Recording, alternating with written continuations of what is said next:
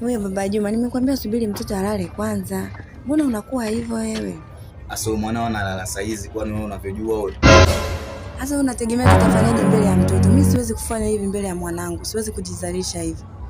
Unajua unazingua kama vipi mwekee katuni bwana. Ni wewe mtoto mwenyewe si unamjua wewe anavyoongea. Unataka aende huko nje akatutangaze, si ndio?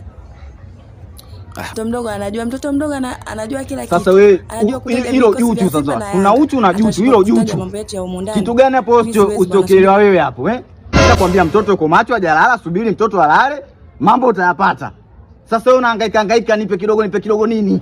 Nini wewe?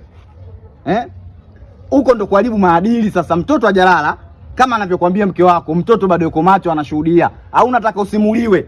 Mtoto atangaze kaona kende. Watoto wanacheza wanahadisia, kumbue mbele za watu.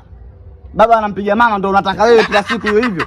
Wewe umeambiwa tulia, mtoto alale, chakula chako utakula. Shida iko wapi? Mapema yote hii mtoto hajalala. Unamforce alale amweke katuni ya nini? Ya nini? Unaforce aweke katuni ya nini wewe? Una haraka gani? Kwani ndo umeiona leo?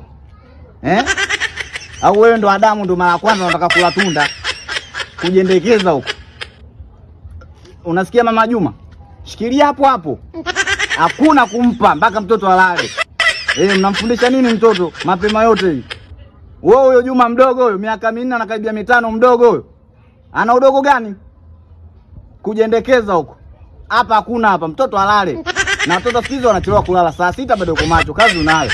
Ukiona uwezo una haraka sana, usije ukabaka.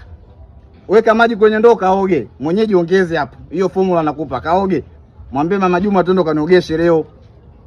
Mwenyewe ushaelewa kiutu uzima, kodi hiyo nimekupa maana hujitambui. Hakuna kitu kama hicho.